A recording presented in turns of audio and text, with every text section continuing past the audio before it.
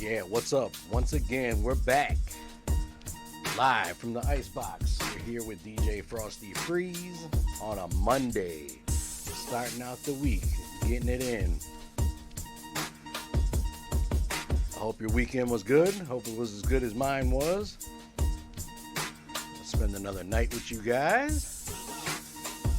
Man, we got some stuff to talk about today. Craziness all over the place. It seems like Monday comes and stuff just gets out of hand.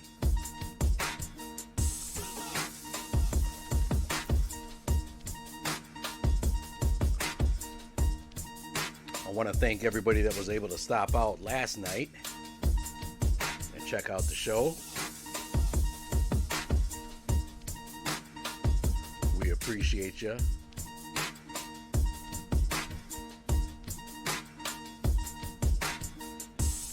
Gonna do it all over again today.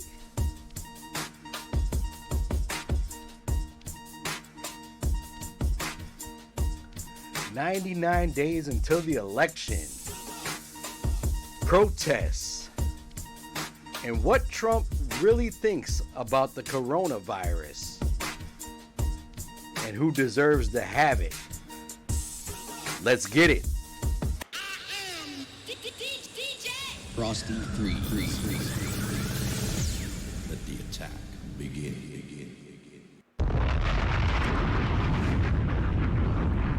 What's going on, everybody? I see you, Daryl. What's happening? Well, we're back. 99 days until the election. Protests in Portland are still going strong. A couple months in, it's expanded all over the place.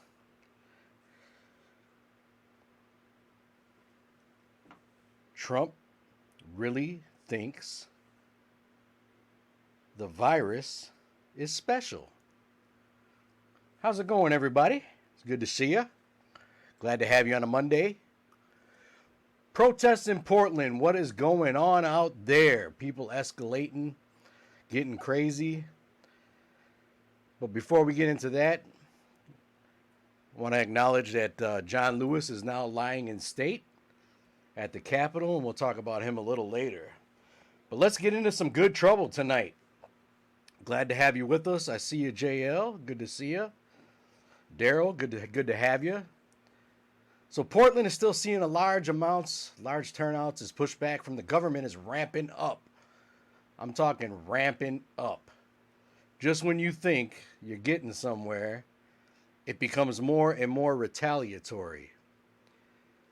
If that isn't enough, the federal marshals are sending in more troops.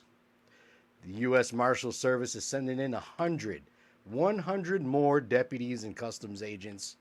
And, of course, border protection because, they can't use the National Guard because that ain't politically in their favor. So they're trying to use all the Homeland Security people they can to create more havoc out there. And yesterday in particular, I got sent a video with a nurse that was in scrubs just getting out of work.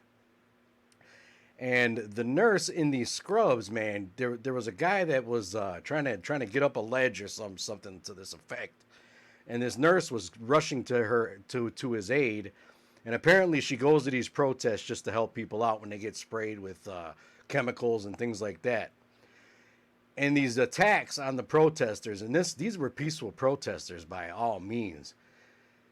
As she's going to help this guy get up this ledge, 3 agents or troops or whatever you want to call them decided to rush in and spray her dead in her face with this big can of CO gas, pepper sprayed her right in her face, and then pushed her down on top of it. So it wasn't even just the pepper spray that did it. And the thing about this is that the mayors don't want them in their cities anyway. And neither do you. You really don't want a bunch of federal police in your cities. It never turns out well. If history proves anything, it shows that when the feds take over, it gets more and more chaotic and more oppressive. That's a given. That's what happens. There's no question about that. And we're seeing it. We're seeing the same pictures we seen in the 1960s, only the color versions today. It's getting crazy out there, man. I'm telling you.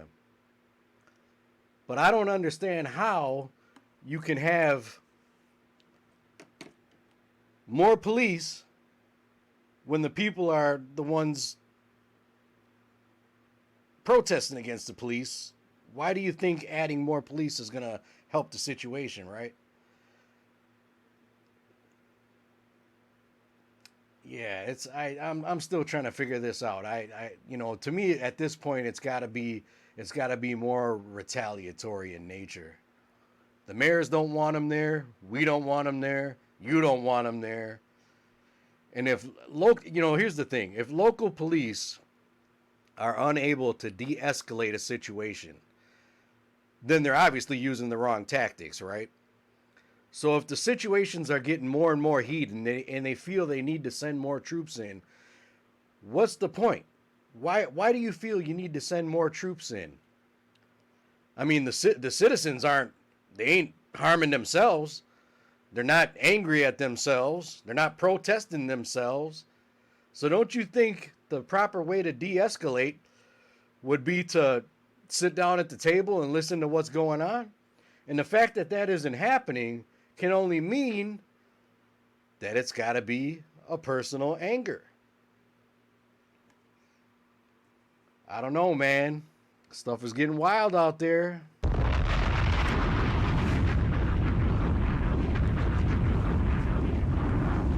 As if it wasn't enough, or as if it wasn't obvious, it looks like Trump only wanted to worry about the virus and its impacts when it hit Republican states. We were wondering why he wasn't working so hard and so fast to get this thing moving. And it was because it didn't affect the Republican states. Now, his staffers have been telling him, look, man, you got to do something. Once this thing started hitting Florida, Georgia, Texas, Arizona, all these states that he needs, and all these votes that he needs, only then did he do the minimum.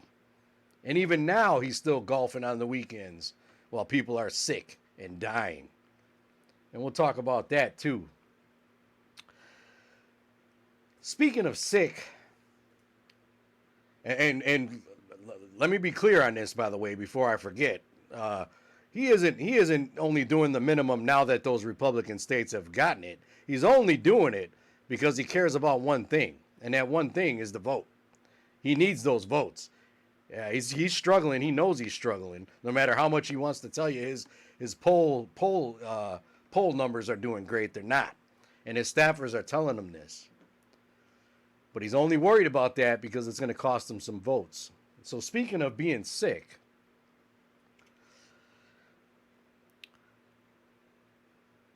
Robert O'Brien. If you're not familiar with Robert O'Brien is the National Security Advisor. He's one of the top-ranking officials in Trump's cabinet. And O'Brien has tested positive for coronavirus. Yes, today they said he tested positive for the coronavirus. Now, Trump says the coronavirus, well, yeah, I mean, they're starting to take it somewhat seriously, right? I think McConnell had just posted out a video yesterday talking about wearing masks and all this kind of stuff. And I find it interesting that now, when the Republican states had seemed to get all this corona stuff, they're surpassing New York, which they thought New York was the only one that was as unique as it was. They're deciding to try and do something, and it still isn't enough. But Robert O'Brien, Trump's national security advisor, he actually contracted COVID-19 today, or he tested positive for it. And the thing about it is Trump says he hasn't talked to O'Brien in days. Now, this is his national security advisor, right? Supposed to be taking care of business. And I guess he's working from home. He's got minor symptoms. But if Trump hasn't talked to this guy in days, who's he talking to? Who's at the helm with our national security? Or I guess maybe that isn't a problem right now. So I find that interesting that that he isn't doing too much on that front. And oh yeah, we're not done yet. We're not done yet with this coronavirus stuff. And that's right. Florida situation just got smacked again too. That's right. Just days after the start of baseball, 11 team members test positive. That's right. 11 team members tested positive and have to cancel games now because of coronavirus. And from what I just read here a little while ago, they're saying 1/3 of the team, which that may or not be a few more, I'm guessing. And I'm going to assume that this is due to traveling and all that kind of thing. So I get it. It's I don't even know what to say. You know, I talk about this every day because I know the seriousness of it, and I know people that have gone through it, and I know, you know, from personal experiences what it's like to have to be down and out and sick and things like that. So pay attention, folks. I'm going to remind you day in and day out to mask up, keep your distance, don't go places you don't need to go if you don't have to. That family suffered a loss outside barbecuing, just hanging out with the family. It's a trust factor. And speaking of trust factor, here locally, southeastern Wisconsin, I found out from a friend of mine, family member, that on their local site, there's somebody sitting in the hospital right now with their mother, and these are two adults, sitting in the hospital waiting COVID test. And this is a big time anti-masker out there that's doing it, sitting at this hospital with no mask on, I guess. If that's even possible. I don't know how they're getting away with that, but they're sitting in the hospital, I guess, with no mask. Mother's waiting to get tested, showing symptoms of COVID. And still and chatting away like it's no big deal. Not a problem. Doesn't affect me. So, to hell with everybody else, right?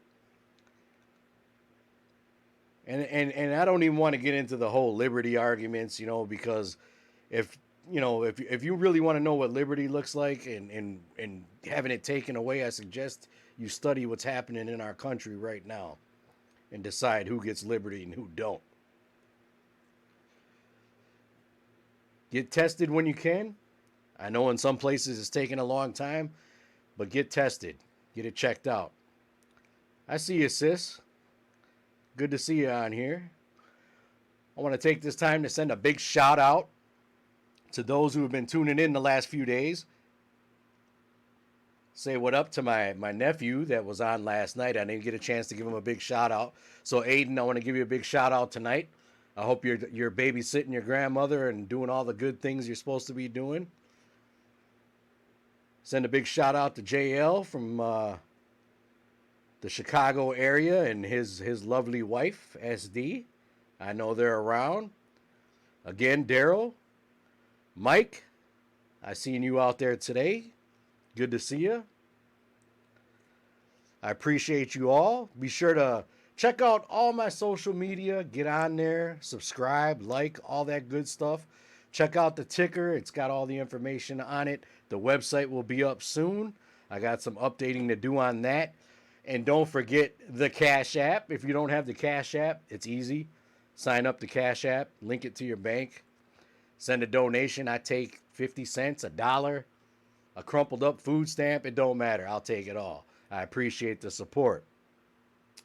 John Lewis, the amazing John Lewis, is lying in state at the Capitol. A very, very special occasion and very reserved for special people.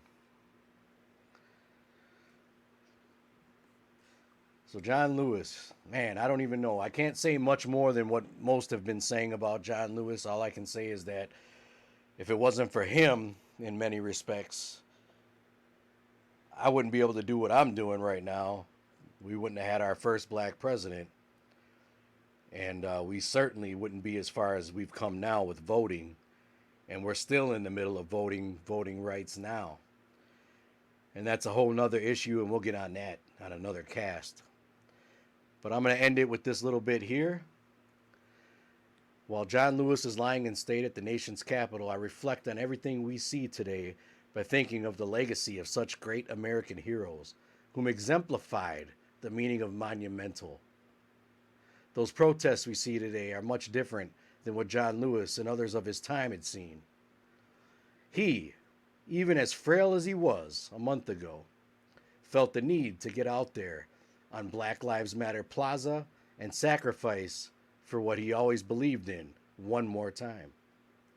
I'm happy he was able to see this pivotal moment of change. He believed that a better America was an America where all people would be treated with the same respect, dignity, and unalienable rights that all of us deserve. For men like him, who had worked tirelessly so that our future would look better, it is enlightening to see everyone out there in unity to demand a change. John Lewis saw the change in the landscape, and as we watch the sunset, we bow our heads in prayer and solemnity, unity, and of course, true justice for all. Rest in power, our dear brother, and we will see you in that great paradise when we see you. Folks, I appreciate you stopping out. Of course, I am DJ Frosty Freeze, aka Dr. NSJ. We love you, man. We'll see you on the next one. Peace. Your girlfriend's favorite DJ, DJ Frosty Freeze.